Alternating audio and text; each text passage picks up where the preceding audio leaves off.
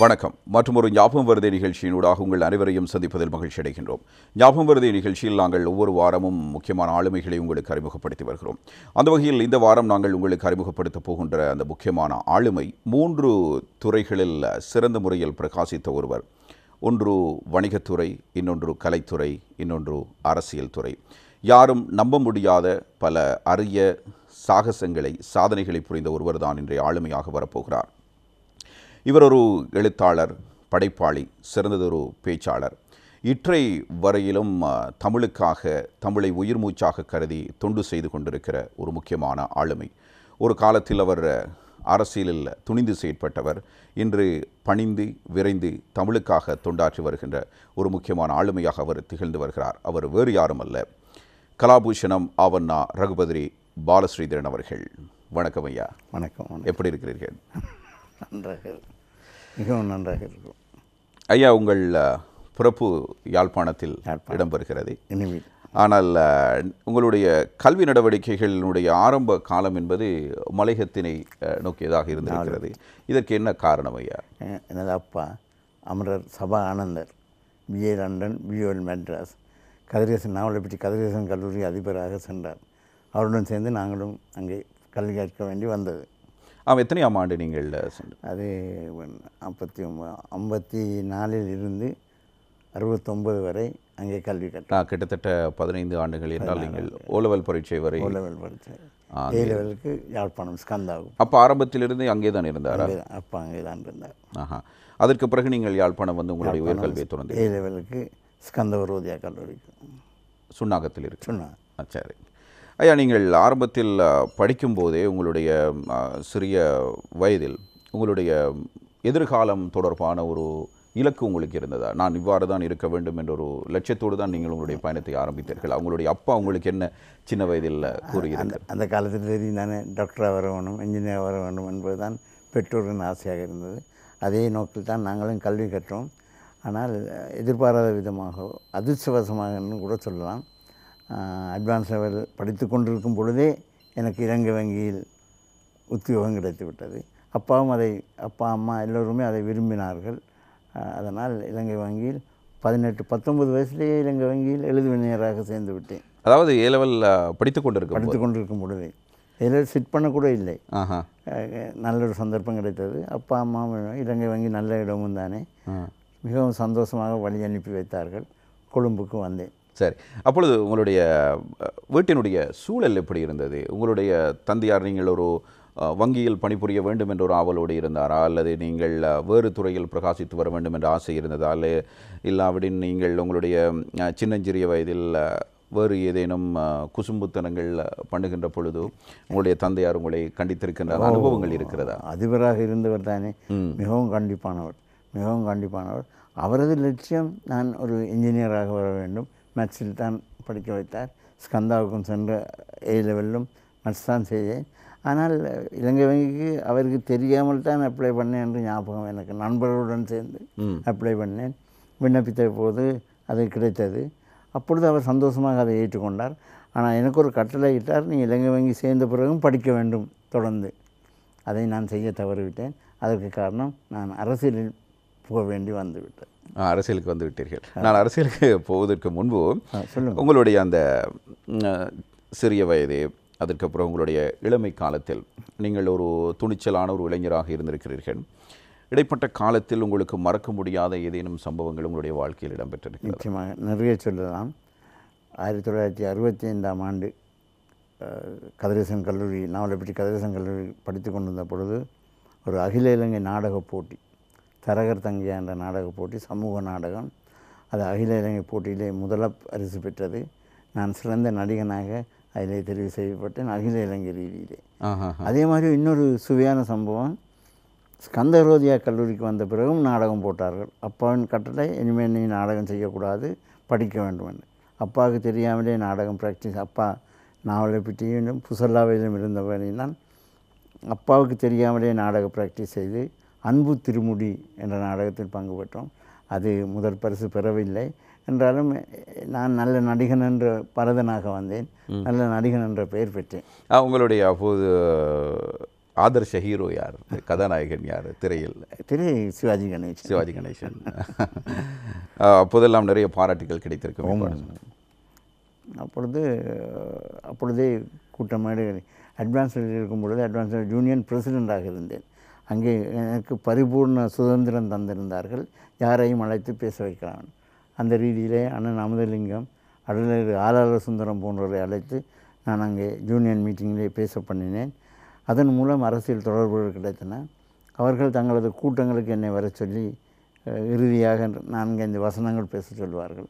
அட்வான்ஸ்கள் படித்து கொண்டிருக்கும் பொழுதே தமிழரசு கட்சி கூட்டங்களில் பேசும் சந்தர்ப்பம் கிடைத்தது. ஆமாம், நீங்கள் தமிழரசு கட்சியினுடைய இளைஞர் அமைப்பினுடைய தலைவராக இருந்திருக்கிறீர்கள்.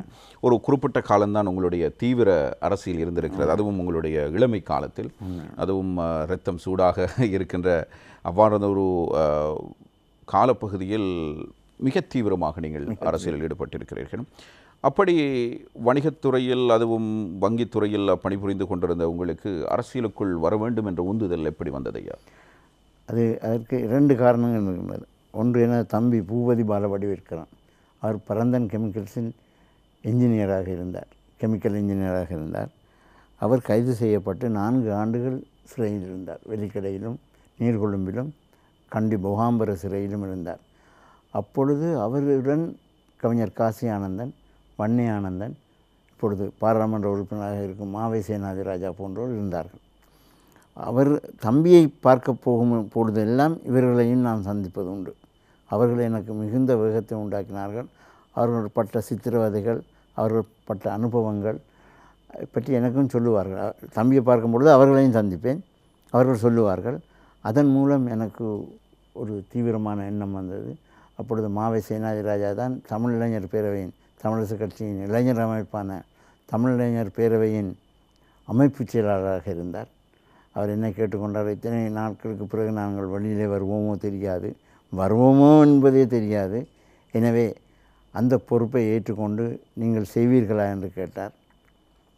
எனக்கும் ஒரு ஆவல் வந்தது. அதன்படி இடைக்கால அமைப்பாளராக, தமிழிளைஞர் பேரவை இடைக்கால அமைப்பாளராக நான் ஏகமனதாக தெரிவு செய்யப்பட்டேன், அண்ணன் அமுதலிங்கத்தின் ஆசையுடன். ஆமாம், அந்த இளைஞர் பேரவை அமைப்போடு நீங்கள் இணைந்து செயற்பட்ட காலத்தில் மிக நெருக்கடியான காலகட்டம். இன்று நினைத்து பார்த்தால் கூட உங்களுக்கு மனதில் இவ்வளவு சம்பவங்கள் நடந்திருக்கிறது, இவ்வளவு போராட்டங்களை நாங்கள் சந்தித்திருக்கிறோமே என்கிற உணர்வு வரக்கூடிய ஒரு சூழ்நிலை நீங்கள் சந்தித்திருக்கிறீர்கள். குறிப்பிட்ட காலம் நீங்களும் சிறையில் இருந்தீர்களா? ஆமாம், வட்டுக்கோட்டை மாநாட்டில் தலையில் அடிபட்டு சிறையில் இருந்தேன்.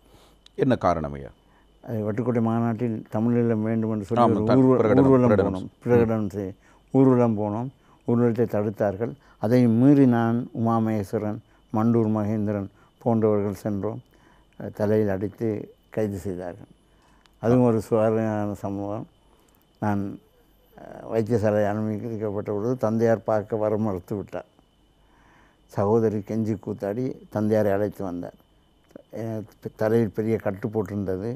சகோதரி அண்ணா என்று ஒன்று அழுது கொண்டு வந்தார். அப்பா சொன்னார், தலைவர் அல்லவா, தலையில் தான் அடிபடும், நீ அழாதே என்று சொன்னார். அது இன்னும் எனக்கு ஞாபகத்தில் இருக்கிறது.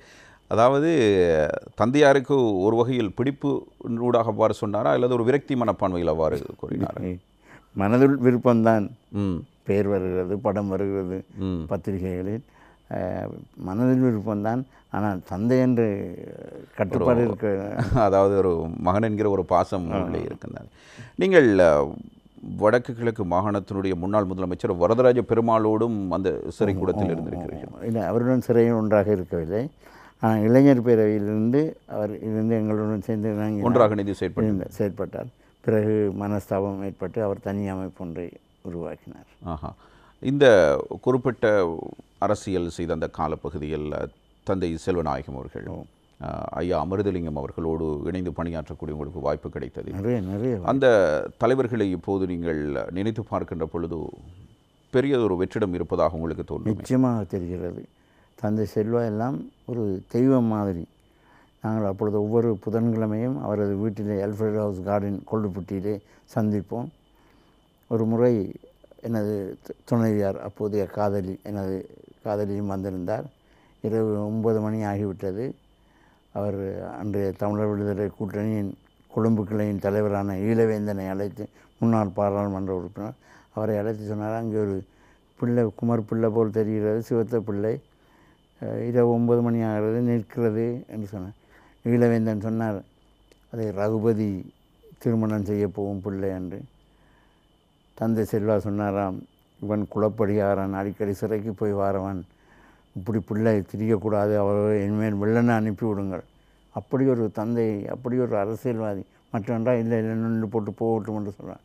அப்படி அவர்களை போன்ற அரசியல்வாதிகள் இறுதியாக சாகும் பொழுது கூட சொன்னார், தமிழினத்தை நீ கடவுள் தான் காப்பாற்ற வேண்டும் என்று. என்ன தீர்க்கதரிசனமான வார்த்தைகள் அன்றி.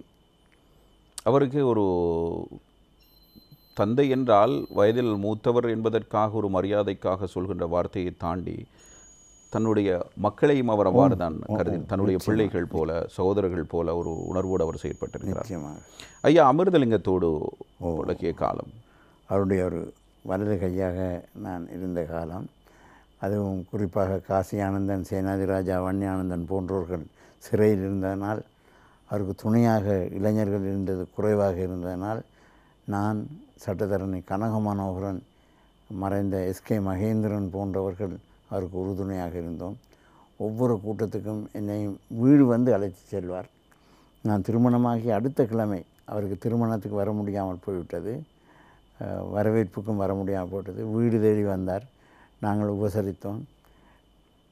புறப்படும் பொழுது எனது அப்பாவை நோக்கி, அப்பா சார், எனக்கு ஒரு உதவி செய்ய வேண்டும், மகனை நாளைக்கு நான் மட்டக்களப்புக்கு அழைத்து செல்ல வேண்டும் என்று சொன்னார். அப்பா சொன்னார், இப்பொழுது அவனுக்கு நான் ஒரு கால் கட்டு போட்டு விட்டேன், அவை கேட்டு அவ விரும்பினால் அழைத்து செல்லுங்கின்ற எனது மனைவியை சுட்டி காட்டினார். மனைவி தானும் வர விரும்பினார். எனவே நாங்கள் இருவருமே திருமதி மங்கையர்க்கரசி அமிர்தலிங்கத்துடன் மட்டக்களப்புக்கு சென்று பட்டிருப்பு, மட்டக்களப்பு, வாழைச்சேனை, பொத்துவில் போன்ற இடங்களில் கூட்டங்கள் பேசியது இன்னமும் எனக்கு பசுமையாக ஞாபகம் இருக்கிறது. ஒவ்வொரு கூட்டத்திலும் இளந்தம்பதியினர் இங்கே வந்திருக்கிறார்கள் என்று சொல்லி திரு அமிர்தலிங்கமும் திருமதி மங்கையர்க்கரசி அமிர்தலிங்கமும் எங்களை அறிமுகப்படுத்தியது இன்னும் பசுமையாக ஞாபகத்தில் இருக்கிறது. அப்போது உங்களுடைய மனைவிக்கு ஏன் நீங்கள் அரசியலுக்கு போக வேண்டும், உங்களுக்கு இது தேவையா என்றெல்லாம் அவர் கேட்கவில்லையா? அவரும் உங்களுடைய போராட்டத்துக்கு துணையாகவே இருந்தார். அவரும் நிறைய தொடர்பாக இருந்தார். நாங்கள் காதலித்து கொண்டிருந்த பொழுது அவர் இலங்கை ஒலிபரப்பு கூட்டுத்தாபனத்தில் வேலை செய்தார். அவருக்கு பின்னாலும் சிஐடி தெரிந்த காலங்கள் இருந்தது. அவரை கூப்பிட்டு சேர்மன் ஒரு எச்சரிக்கையும் விடுத்தார். அதையும் மீறி அவர் எனக்காக, தமிழுக்காக, தமிழ் உணர்வுடன் செயற்பட்டார் என்பதுதான் உண்மை. அதாவது அவர் விசாரணைக்கு உட்படுத்தப்பட்டது என்பது உங்களோடு சார்ந்து இருப்பதன் காரணமாக? ஆமாம், அதான் முக்கியமான காரணம். அவரை ஃபாலோ பண்ணாங்க, பின்னால் தொடர்ந்தார்கள் சிஐ. அப்போதும் அவர் பயப்படவில்லை, துணிவோடு தமிழுக்கும் தமிழ் தேசியத்துக்கும் தொண்டாற்ற வேண்டும், தன்னுடைய கணவரோடு இணைந்து செயற்பட வேண்டும் என்கிற ராஜகுரு சேனாதிபதி கனகரட்னம் அவரை பார்த்து சொன்னாரா, நீ கண்ணகியை போல நீ போராட தயாராக இருக்கிறாய் என்று சொன்னதாக அவர் எனக்கு சொல்லுவார். ஐயா, நீங்கள் உங்களுடைய அரசியல் பயணம் பற்றி பேசியிருந்தீர்கள். அப்படியே பார்க்கின்ற பொழுது அந்த குறிப்பிட்ட காலப்பகுதியில் நீங்கள் வங்கியிலும் பணிபுரிந்து கொண்டிருக்கிறீர்கள். உங்களுக்கு தனிப்பட்ட ரீதியில் ஏதேனும் பிரச்சனைகள் ஏற்படவில்லையா? இருந்தேன். வட்டுக்கோட்டை மாநாட்டில் கைது செய்யப்பட்டு 94 நாட்கள் சிறைச்சாலையில் அடைபட்டேன். முதல் 14 நாட்களுக்கும் எனக்கு மெடிக்கல் வைத்திய அத்தாட்சி தந்தார்கள், தப்பிவிட்டேன். பிறகு விடுதலை செய்த பிறகு அவ்வளவு சம்பளம் தரவில்லை, மற்றும்படி வேலை கிடைத்தது. மீண்டும் கொஞ்சம் அரசியல் நடவடிக்கைகளை குறைத்து கொண்டாலும் கூட்டங்கள் பேசுவதை தவிர்க்கவில்லை. கொழும்பில் சரஸ்வதி மண்டபத்தில், ராமகிருஷ்ண மண்டபத்தில் நிறைய கூட்டங்கள் ஏற்பாடு செய்தோம்.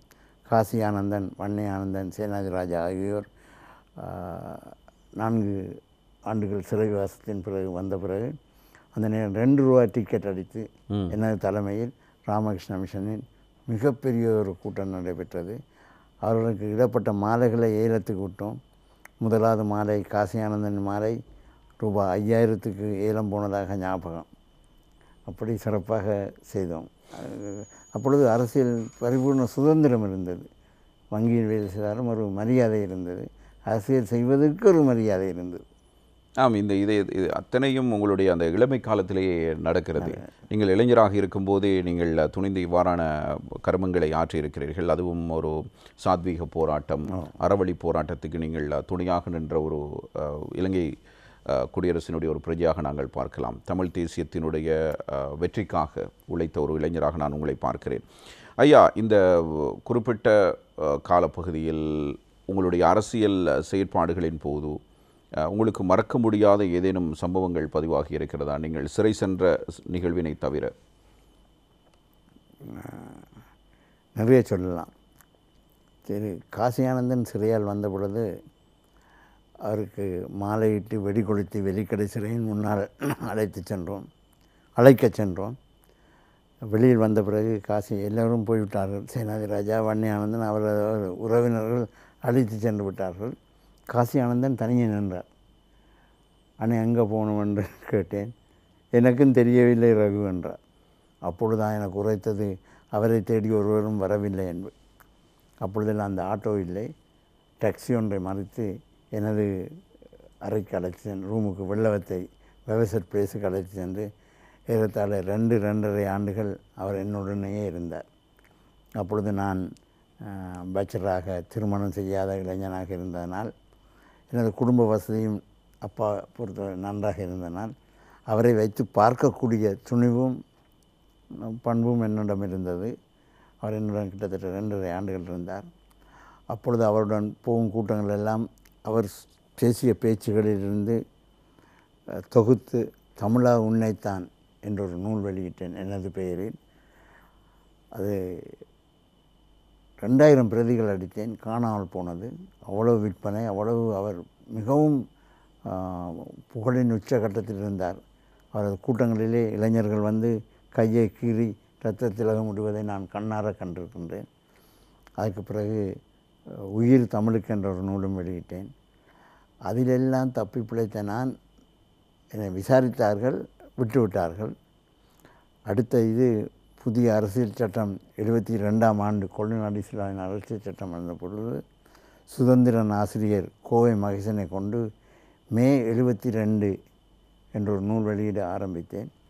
அப்பொழுது பாவம் மண்டூர் மகேந்திரன் என்று எங்களது இளைஞர் பேரவையின் கொழும்பு கிளையின் செயலாளராக இருந்தவர், நீ வங்கியில் வேலை செய்கிறாய், உனக்கு ஆபத்து வந்தால் அநியாயம், எனவே எனது பேரில் இந்த புத்தகத்தை வெளியிடுவோம் என்று சொல்லி மே 72 என்ற நூல், கோவை மகேசன் நூல், கருத்து அட்டையுடன் வெளியிட்டோம். முழுக்க நான் தான் செய்தது, பெயர் மட்டும் மண்டுமை. பாவம் அந்த அப்பாவியை கைது செய்து 4 ஆண்டுகள் அவர் சிறையில் இருந்தார். வெளியில் வந்தவர் இப்பொழுது மன உளைச்சலுக்கு ஆளாகி சுகமில்லாமல் மண்டூரில் வசித்து வருகிறார். இன்றும் அவரை சென்று பார்க்கிறீர்களா? நான் அடிக்கடி பார்ப்பது உண்டு, பண உதவி செய்வது உண்டு. அவருக்கு வெளிநாடுகளிலிருந்து உதவிகள் வருகின்றன. அவர் உங்களுக்கு ஒரு ஆபத் பாண்டவராக இருந்திருக்கிறார். ஆபத்து வந்தவராக இருந்திருக்கார், உற்ற நண்பராக இருந்திருக்கிறார். ஆனால் பாவம், நான் இருக்க வேண்டிய இடத்தில் அவன் போய்விட்டான் என்கிற பொழுது உங்களுக்கு இன்னமும் அந்த கவலை இருக்கிறது. நல்ல குடும்ப நண்பர்.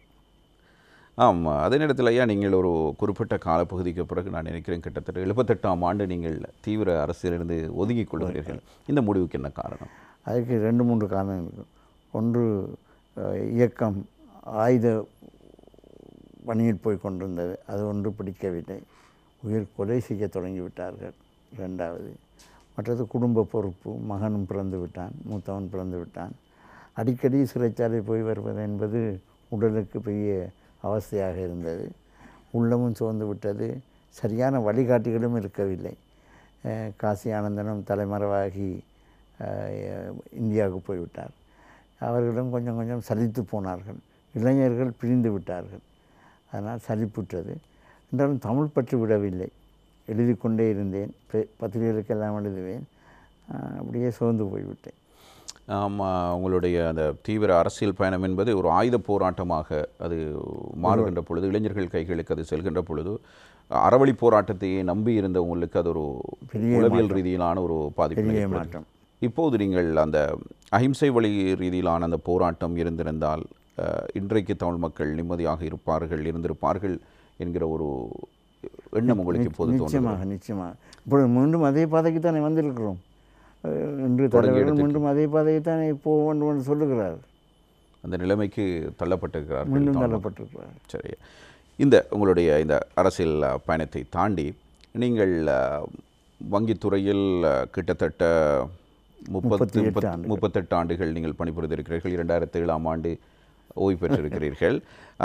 இந்த குறிப்பிட்ட காலப்பகுதியில் வங்கியில் புரிகின்ற பொழுது உங்களுடைய வாழ்க்கையில் இடம்பெற்ற சுவாரஸ்யமான ஏதேனும் விடயங்கள் இருந்தால் நீங்கள் பகிர்ந்து கொள்ளுங்கள். நிச்சயமாக.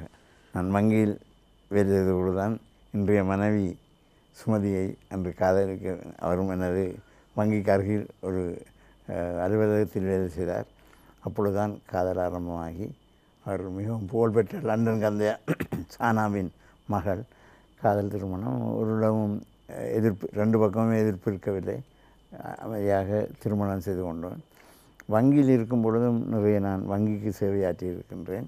வங்கியில் இந்து மாமன்றம் அமைத்தோம். ஒவ்வொரு வருடமும் நவராத்திரி பூஜை செய்வோம்.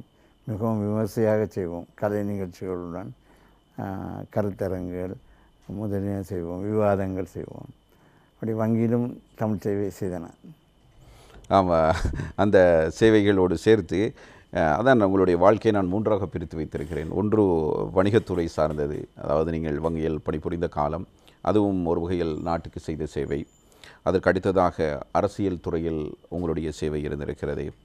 தமிழ் தேசியம் சார்ந்து மிக நீண்டதொரு போராட்டத்தை, அதுவும் வலிமையான ஒரு போராட்டத்தை குறிப்பிட்ட காலப்பகுதிக்குள் இளைஞராக அந்த சமூகத்துக்கு நீங்கள் ஆற்றியிருக்கிறீர்கள். அதற்கு பிறகு நீங்கள் இப்போது தமிழ்ச்சங்கத்தினுடைய தலைவராக இருந்திருக்கிறீர்கள். ஒரு 6 ஆண்டுகள் பொதுச்செயலாளராக இருந்திருக்கிறீர்கள். இப்போதும் தமிழ்ச்சங்கத்தில் ஆட்சிக்குழுவினுடைய உறுப்பினராக இருக்கிறீர்கள், துணைத் தலைவராக இருக்கிறீர்கள். இவ்வளவு ஒரு நீண்ட பயணம் தமிழோடு உங்களுக்கு இருந்திருக்கிறது. அதாவது தமிழர்கள் தமிழ் தேசியம் என்கிற அரசியலை தாண்டி தமிழுக்கு தொண்டாற்ற வேண்டும், அதனை நீங்கள் உயிர் மூச்சாக கருதி இன்றளவும் இந்த வயோதிப காலத்தில் நீங்கள் பணிபுரிந்து வருவது உங்களுடைய ஆத்ம திருப்திக்காகவா ஐயா? உண்மையாக தமிழ்ச்சங்கத்தில் 1990ஆம் ஆண்டு ஒரு சாதாரண உறுப்பினராக சேர்ந்தேன். தமிழர்கள் கந்தசாமி அவர்கள் வீட்டுக்கு வந்து என்னை உறுப்பினராக்கினார். என்னை தமிழரசு கட்சி செய்த சேவையை கருதி தானே கையெழுத்து வைத்து என்னை ஒரு சாதாரண, இப்பொழுது தமிழ்ச்சங்கத்தில் இருக்கும் அதி உயர்ந்த சீனியர் மெம்பர் என்றால் நானும் காப்பியக்கோ ஜின்னா, குமரன், சடாச்சரன் போன்றவர்களை மாத்திரம்தான் குறிப்பிட முடியும். சபாஜயராஜா, பேராசிரியர் சபாஜயராஜா அவர்களை தவிர ஏனையோர் மிகவும் அண்மையை சேர்ந்தவர்கள். ஒரு சாதாரண உறுப்பினராக தமிழ்ச்சங்கத்தை சேர்ந்த நான் பிறகு துணைச் செயலாளராக, உறுப்புரிமை செயலாளராக, இலக்கிய குழு செயலராக, துணைத் தலைவராக 6 நீங்கள் முன்பே குறிப்பிட்டவாறு 8 ஆண்டுகள் 4 தடவை, ஒரு பதவி 2 வருடம்தான் இருக்கலாம். ஆமாம், அப்போ 8 ஆண்டுகள் 4 தடவை பொதுச் செயலாளராக இருந்திருக்கிறேன். 2 ஆண்டுகள் தலைவராக இருந்திருக்கிறேன். தற்போது 2வது ஆண்டாக துணைத் தலைவராக இருந்திருக்கிறேன். ஒரு பெரிய வேலை செய்த நான், அது மிகவும் மறைந்த தலைவர் கதிராமன் உதவியுடன் 10 விருந்தினர் அறைகள் அமைத்திருக்கிறோம். அது போதும். இப்பொழுது எங்களது நிர்வாக செலவுக்கு தாராளமாக போதும். அது ஒரு பெரிய வேலை. நல்லொரு நூல் நிலையம் கந்தசாமி மாஸ்டர் அமைக்கிறது. இப்பொழுது அது வளர்ந்து ஏறத்தாழ 60,000 தமிழ் புத்தகங்களுடன் வெற்றிகரமாக நடைபெற்று கொண்டிருக்கும். தவிர நான் தலைவராக 2 வருடமும் கடைசி 2 வருடமும் அது தொடர்ந்து இலக்கிய குழுச்சராக இருந்த 2 வருடமும் 4 வருடங்கள் 4 தொடர் இலக்கிய தொடர் சொற்பொழிவு நடத்தி இருக்கிறேன். மிகவும் விமர்சனம். முதலாவது 3-4 நாட்கள் முதலாவது கம்ப பாரதி செய்தார். தமிழ் இலக்கிய தொடர் சொற்பொழிவு 4 நாட்கள் செய்தார். அடுத்து தமிழருவி சிவகுமாரன் வவுனியா, அவர் 3 நாட்கள் செய்தார். தொடர்ந்து கவிஞர் அகலங்கன் 3 நாட்கள் செய்தார். இறுதியாக இளைஞர் 4வது தடவை இளைஞர் ஞானம் பாலச்சந்திரன் செய்தார். மிகவும் போற்றத்தக்க விடயமாக அது கருதப்படுகிறது. ஐயா, உங்களுடைய இந்த தமிழ்ச்சங்கம் தவிர இன்னும் பல சங்கங்கள் நீங்கள் அங்கத்துவம் வைத்திருக்கிறீர்கள் தானே? இன்னும் பணியாற்றி கொண்டிருக்கிறீர்கள். முக்கியமாக வெள்ளவத்தை ஓம் கிரியா பாபா யோகாரண்யம் ஆரம்பத்திலிருந்து குருமுதல்வர் திரு நல்லதம்பி ஆறுமுகம் அவர்கள் ஆரம்பித்தார். ஒரு சேவையாற்றும் பணியகமாக அதில் ஆரம்பத்தின் சாபக தலைவராக அவர் இருந்தார். முதலாவது நம்பிக்கை பொறுப்பு சபையின் முதலாவது நிர்வாக பொறுப்பு தலைவராக நான் இருந்தேன். இன்னும் தொடர்ந்து அங்கு சேவையாற்றி கொண்டிருந்தேன். 10வது ஆண்டு விழா 24ஆம் தேதி சனிக்கிழமை நடைபெற உள்ளது. இலவசமாக யோகா சொல்லிக் கொடுக்குறோம். நிறைய மாணவர்கள் பயன்பெற்று வருகிறார்கள். அதை தவிர இளைப்பாறியவர்கள், இலங்கையிலிருந்து இளைப்பாறியவர்களும் இப்பொழுது சேவையில் உள்ளவர்களுமாக சேர்ந்து இலங்கை வங்கி தமிழ் கலை கலாச்சார மன்றம் ஒன்று நடத்தி வருகிறோம். அதனது முதலாவது செயலராக நான் தான் இருந்தேன். ஆரம்ப காலத்தில் இணுவில் இந்து இளைஞர் பேரவையின் தலைவராக இருந்திருக்கிறேன். இப்பொழுதும் இலங்கை வங்கியின் ஓய்வூதியர் சங்கத்தின் அங்கத்தவராக இருக்கிறேன். ஐயா, இப்போது நான் உங்களுடைய நூல்களின் பக்கம் என்னுடைய கவனத்தை செலுத்தப் போகிறேன். உங்களால் கிட்டத்தட்ட ஒரு 4 நூல்கள் எழுதப்பட்டிருக்கின்றன. ஏற்கனவே நீங்கள் குறிப்பிட்டிருக்கிறீர்கள், ஏற்கனவே நீங்கள் நூல் எழுதியிருக்கிறீர்கள், ஆனால் வேறு நபர்களுடைய பெயர்களில் வெளியிட வேண்டிய சூழலும் உங்களுக்கு இருந்திருக்கிறது.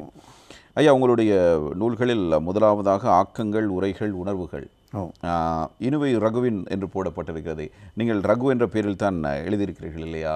ரகுபதி பாலஸ்ரீதரனாக இருந்தால் உங்களுடைய பெயரை சுருக்கி அதுக்கு ஏதேனும் காரணங்கள் இருந்ததா? இந்த நூலை பற்றிய கொஞ்சம். அது அரசியல் காரணங்களுக்காக ரகு என்று அப்பொழுது இலங்கை வங்கியில் வேலை செய்தேன். அதில் நான் பேசிய பேச்சுக்கள், ஆற்றிய உரைகள், எனக்கு பிடித்த கவிதைகள், எனது இந்திய பயணம் போன்ற சுருக்கமான விடயங்களும், எனது சில ஆக்கங்கள், ஒரு கவியரங்கு, ஒரு சிறுகதை போன்றையும் அது முதலாவது நூலாக இருந்தனர்.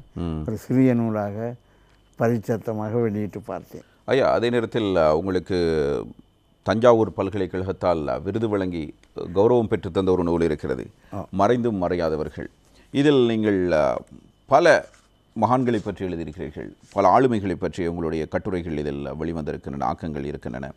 இந்த நூல் பத்திரிகைகள் வந்து பத்திரிகையில் நீங்கள் தொடர்ச்சியாக எழுதி வந்தவற்றை நீங்கள் ஒரு நூலாக தொகுத்து வெளியிட்டிருக்கிறீர்கள். இந்த நூலை பற்றி உங்களுடைய அனுபவம் ஐயா? அது குறிப்பாக தினக்குரல், வீரகேசரி தொடர்ந்து எழுதி வந்த கட்டுரைகளவை. தமிழ்தாய் அறக்கட்டளை, தஞ்சாவூர் தமிழ்தாய் அறக்கட்டளை, தமிழ்நாடு தமிழ் அமைப்புகளின் கூட்டமைப்பு நடத்திய உலக தமிழ் படைப்பாளிகளின் மாநாட்டில் 2015ஆம் ஆண்டு வெளியான சிறந்த நூல் என்ற விருது இந்த நூல் பெற்றது. அது எங்களுக்கெல்லாம் மகிழ்ச்சியான விடயம், அதே நேரத்தில் பெருமையான ஒரு விடயமும் கூட. அதே நேரத்தில் அதிலிருந்து கொஞ்சம் மாறுபட்டு சிரிக்கவும் சிந்திக்கவும் என்று நீங்கள் ஒரு நூலை வெளியிட்டிருக்கிறீர்கள். உங்களுடைய முதலாவது நூலில் ரகு என்ற பெயரோடு எழுதினாலும் நீங்கள் அதற்கு பிறகு உங்களுடைய முழுமையான பெயரை நீங்கள் பயன்படுத்தி இருப்பதை நாங்கள் பார்க்கக்கூடியதாக இருக்கிறது. இதிலும் அப்படித்தான் ரகுபதி பாலஸ்ரீதரன் கலாபூஷணம் என்று வந்திருக்கிறது. இந்த நூல் எது மாதிரியான நூலை? அவ்வளவும் நகைச்சுவை துணுக்கள், உண்மையாக நடந்தவை, வங்கியில் நடந்தவை என்று பிரித்து வந்த அவையும் நிறைய ஞானம் சஞ்சிகை, செங்கதிர், மட்டக்களப்பிலிருந்து வெளிவரும் செங்கதிர் சஞ்சிகைகளில் வந்த தாயகோலி, இணுவிலொலி போன்ற நூல்கள் வந்த நகைச்சுவை துணுக்குகள், அதுவும் மிகவும் பாராட்டு பெற்ற. அதாவது கற்பனையாக அல்லாமல் உங்களுடைய சொந்த வாழ்க்கையில் நடந்த என்எஸ்கேயின் சம்பவங்கள் அப்படி நிறைய வந்துங்க. அது நிறைய வரவேற்பு பெற்ற. கையிருப்பில் எனது 1-2 புத்தகங்கள் தான் எனக்கு இருக்கின்றன. இதில் அந்தளவுக்கு நல்ல வரவேற்பு. அதே நேரத்தில் ஐயா, ஆன்றோர் அருளிய 1001 அருள்மொழிகள், இந்த நூல் பற்றியான இது உங்களுடைய கடைசியாக வெளியிடப்பட்ட நூல் இல்லையா? மிகவும் சிரமப்பட்டு சேர்த்தது. நான் சிறு வயதிலிருந்தே எனது அப்பாவுடன் போகும் பொழுது கேட்ட பேச்சுகள் ஞாபகத்தில் இருந்தவை. பிறகு பெருசான பிறகு நான் குறித்து வைத்து கொண்டவை, வானொலியில் கேட்டவை, சஞ்சிகையில் வாசித்தவை, அகர வரிசைப்படி 1001 பொன்மொழிகள் அவர்களை சொன்னவர்களின் படங்களுடன், ஏறத்தாழ 100 படங்களுடன், 100 ஆன்றோரின் படங்களுடன் அழகாக அச்சிடப்பட்டிருக்கின்றது. இதில் கவிதைகளும் இருக்கின்றன, அதே நேரத்தில் சிந்தனை கருத்துக்கள், மாணவர்களுக்கு எழுச்சியூட்டக்கூடிய, அதே நேரத்தில் ஆளுமைகளும் கூட மீண்டும் தங்களை அசை போட்டுக் கொள்ளக்கூடிய ஒரு நூலாக இது அமைந்திருக்கிறது ஐயா.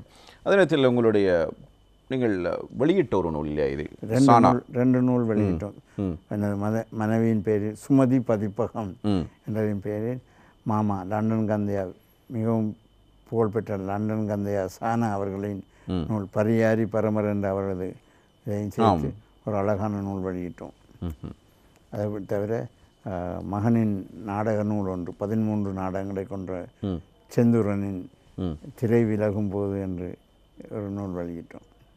அதாவது நாடக அனுபவம் 13 அவர் எழுதின நாடகம், எழுதி நடித்த நாடகங்கள். அதே நேரத்தில் ஐயா உங்களுக்கு 2015 கலாபூஷணம் விருது கிடைத்தது. 15. அந்த விருதின் போது எடுக்கப்பட்ட புகைப்படங்கள் சில என்னிடம் இருக்கின்றன. இந்த அனுபவம், இது கலாபூஷணம் விருது கிடைக்கப்பெற்ற அந்த அனுபவத்தை எங்களோடு பகிர்ந்து கொள்ளலாம் ஐயா. எனது மனைவி தான் சொன்னார்கள், எல்லாருக்கும் கலாபூஷணம் கிடைக்குது, நீங்களும் போடுங்கள் என்று சொல்லி விண்ணப்பி அவரை எல்லாத்தையும் சேர்த்து டாக்குமெண்ட்ஸ் எல்லாம் சேர்த்து அவரே அனுப்பி வைத்து எனக்கு அந்த கலாபூஷணம் பட்டம் கிடைத்தது. இன்னும் நிறைய புகைப்படங்கள் இருக்கின்றன.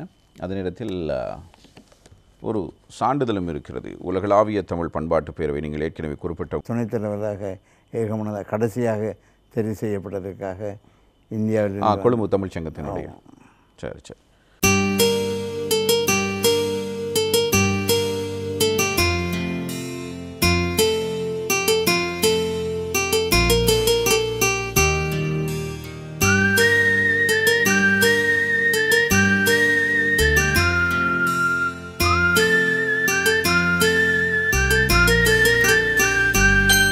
ஞாபகம் வருதை நிகழ்ச்சியோடு இணைந்திருக்கின்றீர்கள். இன்றைய தினம் ஞாபகம் வருதை நிகழ்ச்சியில் கலாபூஷணம் ஆவண்ணா ரகுபதி பாலஸ்ரீதரன் அவர்களோடு நாங்கள் பேசிக் கொண்டிருந்தோம். அப்பொழுதே திடீரென தோன்றியது அவருடைய துணைவியாரையும் இந்த நிகழ்ச்சிக்கு இணைத்துக் கொண்டால் இன்னும் சுவாரஸ்யமாக இருக்கும் என்று. ஏனென்றால் அவர்தானே இவருடைய எந்த அளவு தூரம் பயணத்துக்கு துணை நின்ற ஒருவர். அதே நேரத்தில் ஒரு ஆளுமை மிக்க ஒரு பெண்ணாக அவருடைய செயற்பாடுகளினுடைய வெற்றிக்கு ஒரு முக்கிய காரணகர்த்தாவாகவும் அவர் திகழ்ந்திருக்கிறார். அவரும் சாதாரணமான ஒருவர் அல்ல. அவர் நிர்வாக சேவையில் மிக நீண்ட காலம் பணியாற்றிய ஒருவர். கிட்டத்தட்ட ஒரு 25 ஆண்டுகள் இலங்கை ஒலிபரப்பு கூட்டத்தாவனத்தில் குறிப்பிட்ட சில காலம். அதே நேரத்தில் இன நெருக்கடிக்கு பிறகு காங்கேசன் துறையில் இருக்கிற சீமந்து கூட்டுத்தாபனத்தில் சில காலம் பணியாற்றி இருக்கிறார். அதே நேரத்தில் நாடகங்களில் நடிக்கின்ற ஒரு நிறைய ஆர்வம் அவருக்கு இருந்திருக்கிறது. நிறைய நாடகங்களில் நடித்திருக்கிற ஒரு நடிகை. அது மாத்திரமல்லாமல் யாழுவோ என்கிற ஒரு சிங்கள திரைப்படத்திலும் அவர் நடித்து பிரபலமான ஒரு நடிகையாகவும் இருக்கிறார். அவர் இந்த நிகழ்ச்சிக்கு பொருத்தமான ஒருவர் தான். எனவே அவரை நாங்கள் இணைத்துக் கொள்ளலாம். திருமதி சுமதி ரகுபதி பாலஸ்ரீதரன் அவர்களை. வணக்கம் அம்மா. வணக்கம். எப்படி இருக்கிறீர்கள்? நன்றாக இருக்கிறேன். உங்களுடைய கணவருடனான உங்களுடைய இந்த நீண்ட பயணம் எப்படிப்பட்டது? உங்களுக்கு நிறைய நெருக்கடிகள் ஒரு குறிப்பிட்ட காலப்பகுதியில் இணைந்திருக்கும். அதாவது நீங்கள் ஆரம்பத்தில் ஒரு புதுமண தம்பதிகளாக இருந்த காலப்பகுதியிலெல்லாம் இவர் ஒரு அரசியல் ஒரு தீவிர செயற்பாட்டாளராக இருந்திருக்கிறார்.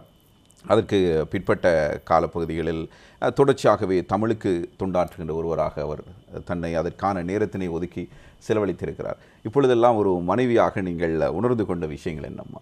நிறைய சவால்களை எதிர்கொண்டு, ஆனால் அதே நேரம் எல்லாவற்றிலும் வெற்றியடைந்து இப்போது பூரணமாக நமது இளைப்பாறிய வாழ்க்கையை நடத்தி கொண்டிருக்கிறோம்.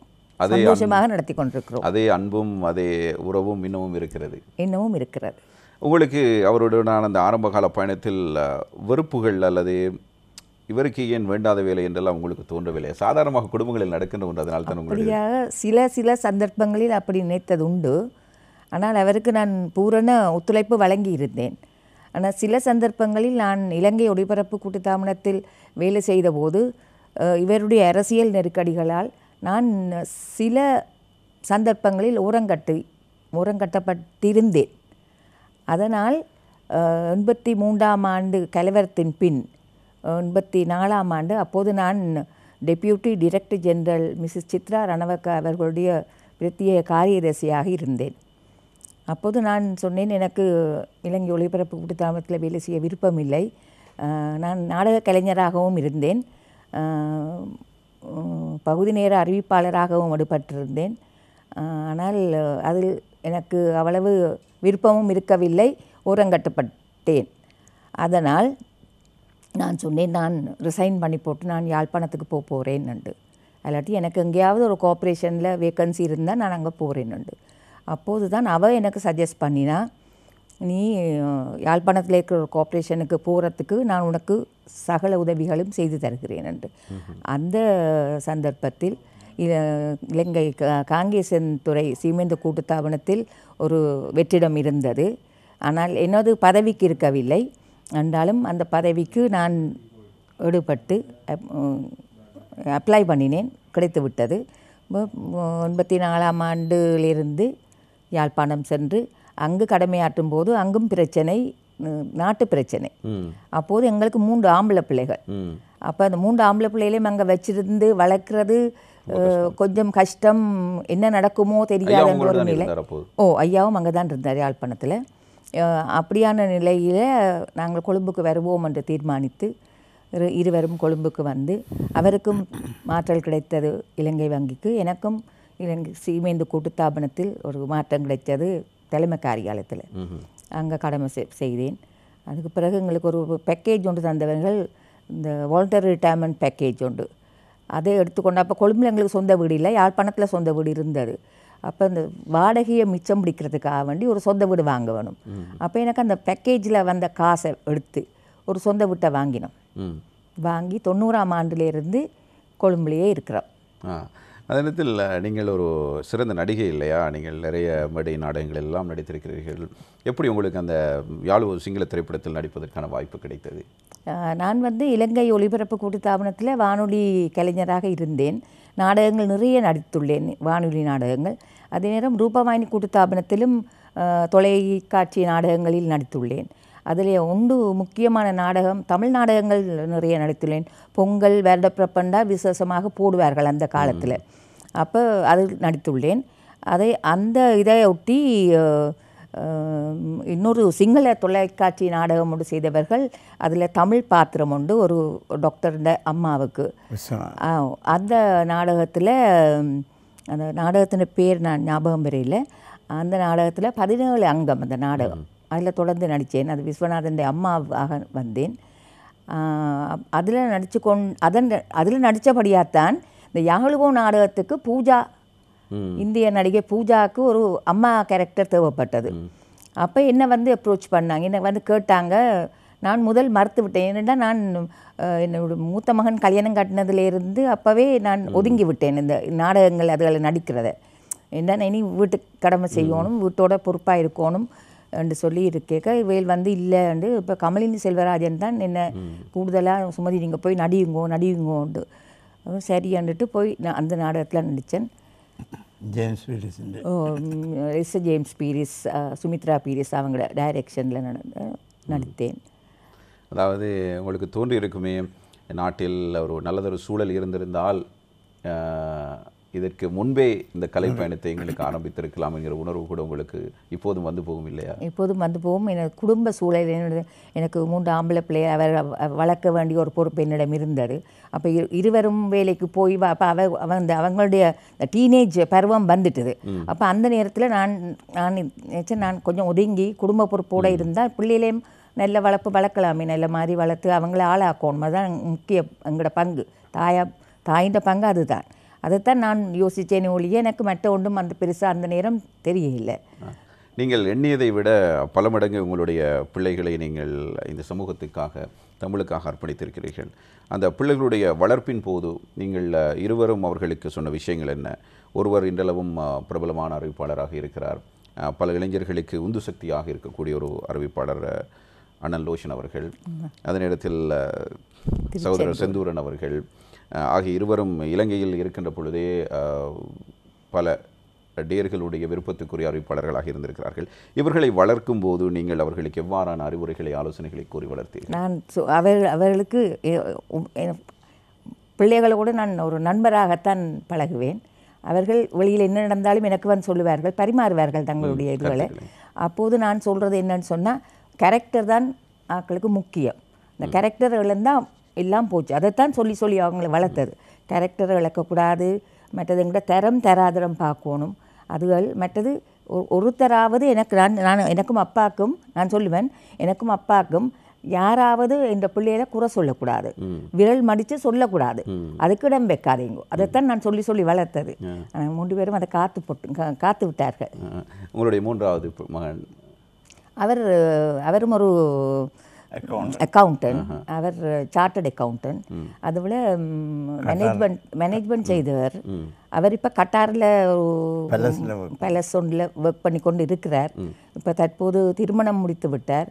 அப்போ அவருக்கும் ஒரு குடும்ப பொறுப்பு வந்து விட்டது. அதனால் அவர் அமெரிக்கா செல்கிறார். இந்த மார்கழி மாதத்தோடு அமெரிக்கா சென்று அங்கே குடியேற போகிறார். ஆமாம் ஐயா, உங்களுடைய நிறைய வெளிநாட்டு பயணங்கள் எல்லாம் இருக்கிறது. இந்த விஷயங்களை எல்லாம் சேர்த்து சில உங்களுடைய வாழ்க்கையில் இடம்பெற்ற சில முக்கியமான நிகழ்வுகளை நிலப்படமாக நீங்கள் எடுத்து வைத்திருக்கிறீர்கள் இல்லையா?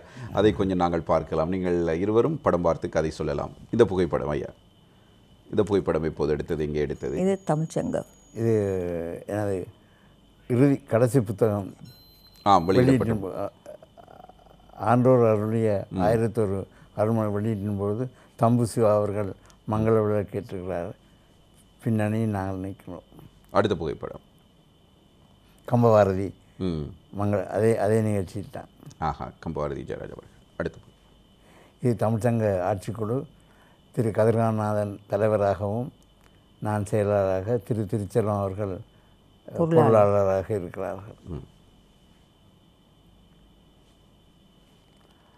கம்பபாரதி சிறப்பு பிரதி வழங்குகிறார். ஷன் குகவர்தன் அவர்களுக்கு சிறப்பு விருதி வழங்குகிறார்.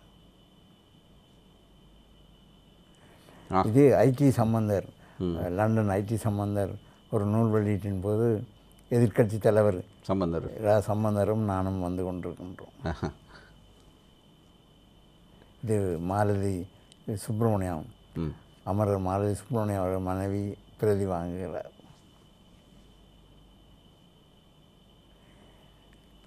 கம்பன் கழகத்தில் பொன்னாடை போர்த்தி கௌரவிக்கிறார்கள். நான் கம்பன் கழகத்திலும் நிறைய சொற்பொழிவுகள் செய்திருக்கிறேன். இந்த புகைப்படம் இது அந்த விழாவின் பிறகு எங்களது குடும்பத்தை சேர்ந்தவர்கள், எனது அண்ணா, அவரது தம்பி, பேரன் பேத்தியும் உள்ளார்கள். அது அந்த குட்டி பிள்ளை அவங்க யார்? லோஷண்ட மகளும் மகனும். அவர் தான் இலங்கையில் இருக்கிறார்கள். சரி சரி. இது நான் பொதுச் செயலாளராக முதல் தடவை தெரிவு செய்யப்பட்ட பொழுது எடுக்கப்பட்ட புகைப்படம் அலுவலகத்தில் தமிழ்ச்சங்கம். இது தம்பு சிவாவுடன் புத்தக வெளியீட்டின் பின் எடுத்த படம். தமிழ்ச்சங்க முன்னாள் தலைவர் தம்பு சிவாவுடன் புத்தக வெளியீட்டின் போது. இது திரு சிவலிங்கராஜா யாழ் கம்பன் கழக விழா ஒன்று.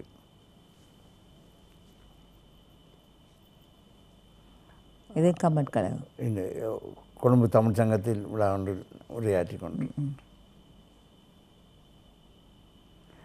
மறைந்த ஈஸ்வரன் ஐயா சுழலும் சொற்போர் என்பதற்கு முதல் தடவையாக நான் தான் தலைமை தாங்கினேன். தமிழ்ச்சங்கத்தில் நடைபெற்றது, கம்பன் கழக இளைஞர்களால் நடைபெற்றது. என்னை வாழ்த்தி ஈஸ்வரன் ஐயா பொன்னாடை போர்த்துகிறார். இது சின்னப்ப பாரதி, இந்தியாவின் சின்னப்ப பாரதி. அங்கே என்னை அழைத்து ஒரு சொற்பொழிவுக்கு ஏற்பாடு செய்திருந்தார் இந்தியாவில். இது திரு முத்து அவர்கள் இலங்கைக்கு வந்த பொழுது என்னை கௌரவித்தார். இது ஸ்கந்தவரோதயா கல்லூரியின் நூற்றாண்டு முத்திரை வெளியீட்டின் போது அமரர் கருணை ஆனந்தன், திரு ஆறு திருமுருகன் அவர்களுடன் முதலாவது முத்திரை வெளியீடு.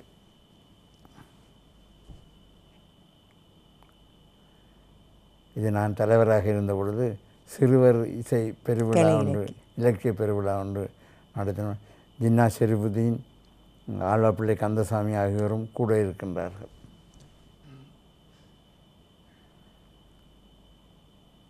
இது 4 ஆளுமைகள், தமிழ்ச்சங்கத்தின் 4 ஆளுமைகள், 4 தூண்கள். அமரர் கதிரராமநாதன், திருச்செல்வம், திரு கதிரவேலு மகாதேவா அவர்களுடன் நான் எடுத்துக்கொண்ட புகைப்படம்.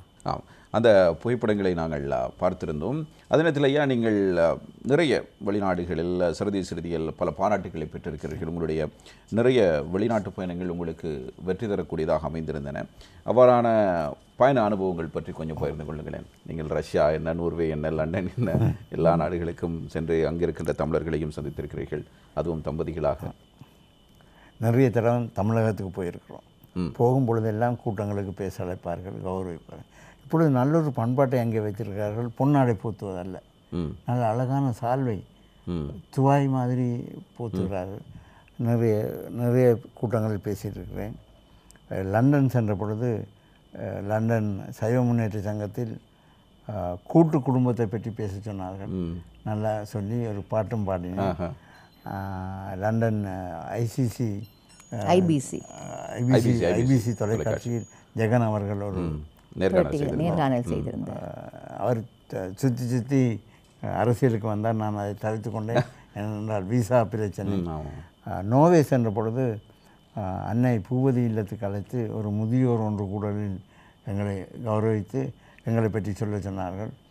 அந்த இன்டர்வியூ முடிந்த கையுடன் 4-5 கார்களில் எனது உறவினர்கள் நண்பர்கள் கீழே வந்து விட்டார்கள். இன்டர்வியூவை பார்த்துவிட்டு தேடி வந்து விட்டார்கள் எங்களை அழைத்து செல்ல.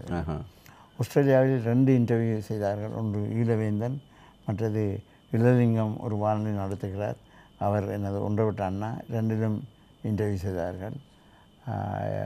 அப்படி ஆஸ்திரேலியாவில் போயிருக்கும் பொழுது மறைந்த எழுத்தாளர் கே. விஜயனுக்கு ஒரு நினைவஞ்சலி கூட்டம் மெல்பர்னில் வைத்தார்கள். முருகபூபதி, நான், ஞானமாசிரியர் ஞானசேகரம், திருமதி ஞானசேகரம், எனது மகன் திருச்செந்தூரன் ஆகியோர் கலந்து கொண்டோம். மிகவும் பிரமாண்டமான நினைவஞ்சலி கூட்டமாக அது நடைபெறுகிறது. திரு புண்ணியாமினை பற்றி ஒருவரும், நான் திரு விஜயனை பற்றி பேசினேன். அவர்கள் மறைந்திருந்தார்கள். ஒரு அருமையான கூட்டமாக, நினைவஞ்சலி கூட்டமாக அது நடைபெற்றது. அப்படி நிறைய கூட்டம், போகுமிடமெல்லாம் கூட்டம், போகுமிடமெல்லாம் செல்வாக்கு, ரஷ்யா போனது ஒரு சுவாரஸ்யமான இது. அது எங்களது இலங்கை வங்கி pensioners association first come first serve என்றார்கள். நான் முதலாவதாக அப்ளை பண்ணிவிட்டேன். அருமையான ட்ரிப், நன்றாக இருந்தது. ஐயா, ஆமாம், இதே நேரத்தில் அவங்களுடைய இந்த குடும்ப வாழ்க்கையில் எடுக்கப்பட்ட அவங்களுடைய திருமண புகைப்படம் கூட இங்கே இருக்கிறது. அந்த திருமண நிகழ்வு, அந்த அந்த நினைவு பொழுது எப்படி இருந்ததம்மா? அந்த சந்தர்ப்பம், சூழ்நிலை, போராட்ட காலம் வேறு. 8 வருடமாக காதலித்து தான் திருமணம் செய்தோம். நான் பெற்றோர்களின் அனுமதியுடன் தான். இவருடைய தங்கச்சி, கடைசி மூத்த தங்கச்சியாவது மேரி பண்ண வேணும் என்ற இது, அவள் கல்யாணம் கட்டும் வரைக்கும் நாங்கள் பொறுத்திருந்தோம். அவள் கல்யாணம் கட்டினப்போ தான் எங்கள் கல்யாணம் கூட நடந்தது. மிக சிறப்பாக நாங்கள் மனம் விரும்பினபடி எல்லாம் நடந்தது. யாழ்ப்பாணத்தில் தான் கல்யாணம் நடந்தது. இப்போது உங்களுடைய ஆசைகள் என்னவாக இருக்கிறது? நீங்கள் எவ்வளவோ பாராட்டை பெற்றுவிட்டீர்கள், புகழை பெற்றுவிட்டீர்கள். பிள்ளைகள் மூலமாக அவர்களுடைய பெயரை உச்சரிக்கின்ற பொழுது, அவர்களுக்கு கிடைக்கின்ற வாழ்த்துக்களை, அவர்கள் பெறுகின்ற வாழ்த்துக்களை பார்க்கின்ற பொழுது உங்களுக்கு எப்படி இருக்கிறது அம்மா? நாங்கள் மேலும் சகலத்தையும் அனுபவித்து விட்டோம். 95% நாங்கள் நல்ல சிறப்பாகத்தான் வாழ்ந்தோம். எங்களுக்கு எங்களுடைய கனவு என்னென்றால் எங்களுடைய 3 பிள்ளைகளும் இன்னும் மேலும் சிறப்பாக நல்ல நோய் நொடி இல்லாமல் ஆரோக்கியமாக வாழும். அதே நேரம் நாங்கள் இருவரும் ஆரோக்கியமாக வாழ வேணும் என்றதுதான் எங்களோட பிரார்த்தனை. ஐயா, உங்களுக்கு நிறைவேற முடியாத அல்லது நிறைவேறாத ஆசைகள் என்று ஏதேனும் இருக்கிறதா? நிச்சயமாக. எதனை? தமிழ் தேசிய இனத்தின் விடுதலை. இந்த கேள்விக்கு யார் தான் பதில் சொல்வது? அது ஒரு கேள்விக்குறியான விடயமாக இருக்கிறது. அந்த அளவுக்கு ஒரு தீவிர போராளியாக இருந்தவர் அல்லவா நீங்கள்? அதுவும் அந்த இன விடுதலை போராட்டம் என்பது தன்மானத்துடன் சம உரிமையுடன் வாழ்ந்தாலே பெரிய காரியம். அந்த நிலைமைக்கு தமிழ் மக்கள் வந்தால் அதுவே உங்களுடைய வாழ்நாள் லட்சியமாக இருக்கும். எத்தனையோ படைப்பாளிகள் இருப்பார்கள், எத்தனையோ லட்சியவாதிகள் இருப்பார்கள். ஆனால் இவர்களுக்கெல்லாம் இப்படி ஒரு எதிர்பார்ப்பு இருக்குமா? தன்னால் அரசியலில் நின்று நிலைத்து முடிக்கவில்லை, அல்லது நான் ஒரு அரசியல் தலைவனாக வரவில்லை, அல்லது என்னால் ஒரு வெளிநாட்டு பயணம் போக முடியவில்லை, என்னால் இன்னும் பல படிப்புகளை தர முடியவில்லை என்கிற இயக்கத்தை தான் நாங்கள் பலரிடம் கேட்டிருக்கிறோம். ஆனால் ஒரு ஒட்டுமொத்த இனத்துக்கான அந்த தேசிய விடுதலை, அந்த சம உரிமை கிடைக்க வேண்டும் என்பது ஐயா ரகுபதி பாலஸ்ரீதரன் அவர்களுடைய இயக்கமாக இருக்கிறது. அவருடைய அந்த இயக்கமாவது எப்போதாவது நிறைவேறுமா என்று நாங்களும் எதிர்பார்த்து காத்திருக்கிறோம். உண்மையில் ஐயா, அது எனக்கு ஒரு மிகுந்த மகிழ்ச்சியை தந்தது. உங்களுக்காக என்று இல்லாமல், சுயநலம் கருதாமல், நீங்கள் ஒரு ஒட்டுமொத்த இனத்துக்காக உங்களுடைய சிந்தனை இருக்கிறது என்பது, இன்னமும் உங்களுக்குள் அந்த போராட்ட குணம் இருக்கிறது என்பதை அது வெளிப்படுத்துகிறது. நன்றி அம்மா, நன்றி. நீங்கள் இருவரும் நிகழ்ச்சியில் இணைந்து கொண்டு பல்வேறு சுவாரஸ்யமான விடயங்களை, மறக்க முடியாத அனுபவங்களை பகிர்ந்து கொண்டீர்கள். தமிழ் மக்கள், தமிழ் மொழி பேசும் மக்கள் இந்த நிகழ்ச்சியை பார்த்திருந்தால் உங்களை பற்றிய இன்னும் ஒரு பிம்பம் அவர்களுக்கு கிடைக்கும் என்ற நம்பிக்கை எனக்கு இருக்கிறது. நன்றி. இதுவரையும் நீங்கள் நிகழ்ச்சியில் இணைந்து கொண்டு பல்வேறு கருத்துக்களையும் பகிர்ந்து கொண்டது. எங்களுக்கு இந்த சந்தர்ப்பத்தை தந்ததுக்கு, அதுவும் எதிர்பாராத விதமாக என்னை இதில் உள்வாங்கியது எனக்கு மிகுந்த மகிழ்ச்சி அளிக்கிறது. நன்றி. இல்லை ஐயா, பேசுகின்ற பொழுது அந்த உங்களை பற்றி அந்த உங்களுடைய அந்த ஆளுமையை நான் உணர கூடியதாக இருந்தது. அதிலும் ஒரு துணைவியராக இருப்பவர்கள் எப்போதும் கொஞ்சம் பயந்தவர்களாக, கணவன் மீது அக்கறையும் இருக்கும், பாசமும் இருக்கும். அதன் காரணமாக போராட்டங்களுக்கு செல்வதிலிருந்து அவர்களை தவிர்த்து விடுவார்கள். ஆனால் அன்பும் இருக்கிறது, பாசமும் இருக்கிறது, 8 ஆண்டுகள் காதலும் இருக்கிறது, தொடர்ந்தும் அந்த அன்பும் அப்படியே நிலைத்திருக்கிறது. அவ்வாறான ஒரு நிலையில் நீங்கள் அப்படி இருந்து அவருக்கு துணையாக நின்றது என்பது தான் அவருடைய இப்போது அவர் விதைத்த அந்த சிந்தனைக்கும் அவருடைய நிறைவேற முடியுமா முடியாதா என்ற கேள்விக்குள்ளாக இருக்கிற அந்த சிந்தனைக்கும் ஒரு காரணமாக இருந்திருக்கிறது. அந்த வகையில் நீங்கள் எப்போதும் ஒரு பாராட்டக்கூடிய ஒரு துணிச்சலான, பல பெண்களுக்கு ஒரு முன்மாதிரியான ஒரு பெண்ணாக, ஒரு ஆளுமையாக நாங்கள் உங்களை பார்க்கிறோம். சிறந்த தாயாக, தந்தையராக இருந்து நீங்கள் பல்வேறு பணிபுரிந்திருக்கிறீர்கள். கடைசியாக ஐயா, நீங்கள் இதுவரையும் பேசியதிலிருந்து எனக்கு ஒரு விடயம் தோன்றியது. உங்களை பார்க்கின்ற பொழுது உங்களுடைய உடல் மொழியாக இருந்தாலும் சரி, குரல் மொழியாக இருந்தாலும் சரி, உங்களுடைய இருப்பாக இருந்தாலும் சரி, இப்போது நீங்கள் இருந்து கொண்டிருக்கிற இந்த இருப்பாக இருந்தாலும் எனக்கு கலைஞர் கருணாநிதியை ஞாபகப்படுத்துகிறீர்கள். யாரையும் அப்படி சொல்லியிருக்கிறார்களா? எனக்கு நீங்கள் சொன்னது மூணாம் மேத்தா, முகமது மேத்தா அவர்கள் அவர் கேட்டாராம், தமிழின் விலாசம் என்ன என்று. மேற்பார்த்து கருணாநிதி என்றார்.